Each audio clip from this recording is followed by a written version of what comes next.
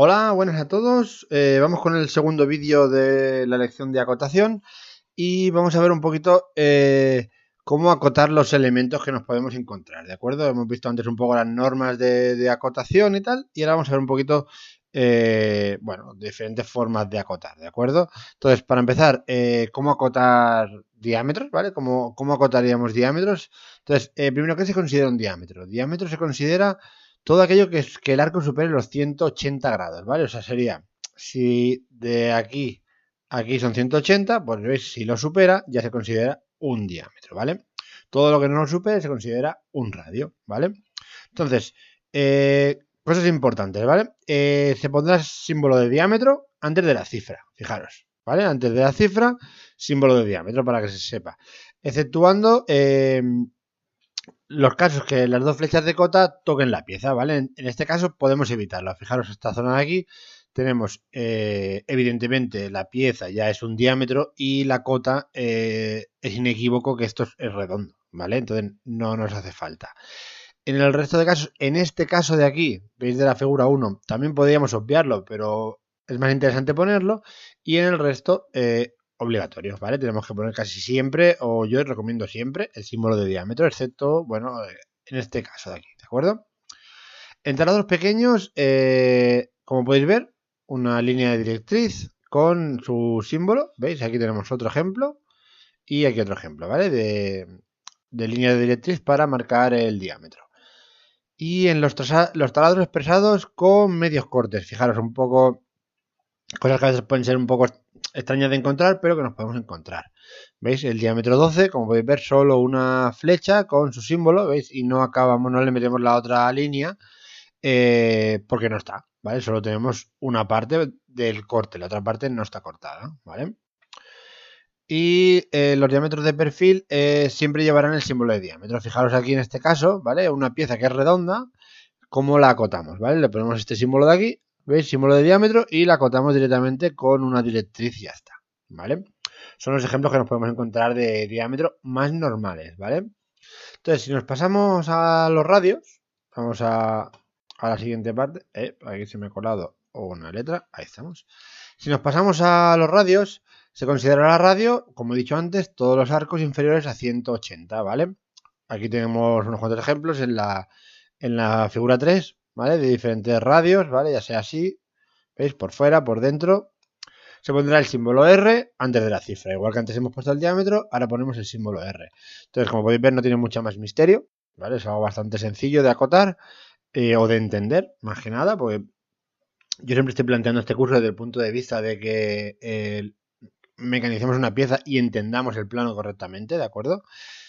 Y muy importante, algo diferente respecto al diámetro, la figura 4, que si el centro de radio queda fuera del plano, se podrá crear una línea de cota quebrada. Fijaros que ese radio de 180 en realidad se me va del dibujo lo que sería el centro de cota, ¿vale? O sea, el centro del radio se va, no está aquí. Fijaros que estos de 80, 100 más, pues se me iría del plano. Pues hacemos una línea quebrada para demostrar que el centro no está ahí, ¿vale? Porque en el resto, fijaros que el centro del radio, pues está aquí, está aquí, está aquí y está aquí, ¿de acuerdo? Como podéis ver, bastante sencillo, ¿eh? Acotar diámetros y radios. Entonces, eh, hasta aquí diámetros y radios, lo que serían cosas redondas.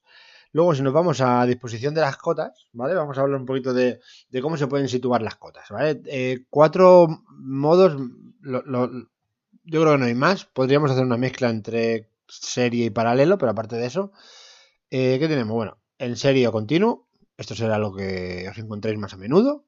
87, 96, 87, ¿veis? Cada medida, ¿vale? Podemos verlo en paralelo, ¿qué quiere decir? Que desde un punto cero nos van a dar las cotas, ¿veis?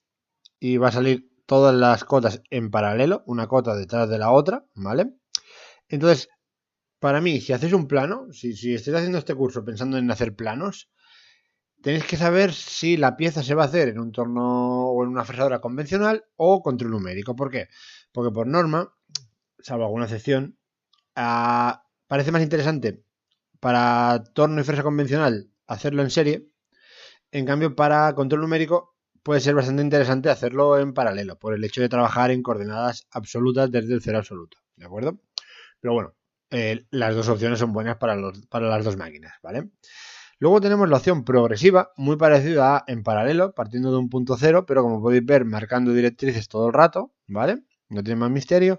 Y luego, por coordenadas. Esto sobre todo muy pensado, fijaros aquí os he puesto un pequeño ejemplo con 5 agujeros, pero esto está pensado para piezas con muchísimos agujeros, ¿vale? Sobre todo yo esto me lo he encontrado cuando me viene una placa con 100 agujeros. Y claro, acotar 100 agujeros esto es una locura. Es mucho más fácil, incluso para el que luego lo programa a pie de máquina, tener simplemente las coordenadas X, Y, ¿veis? Entonces tú, si lo que quieres es programarlo en un encuentro numérico, pues ¿qué vas haciendo? Pues X5 y 10. A otro agujero, X35 y 10, X20 y 20. No tenemos que estar buscando dónde va esta, dónde va la otra, ¿vale? Entonces, esto facilita mucho por coordenadas, sobre todo cuando, bueno, yo solo lo he visto con agujeros. No sé si a lo mejor con algún tipo de dibujo más, pero principalmente con agujeros, muy útil, ¿de acuerdo? La disposición de las cotas por coordenadas.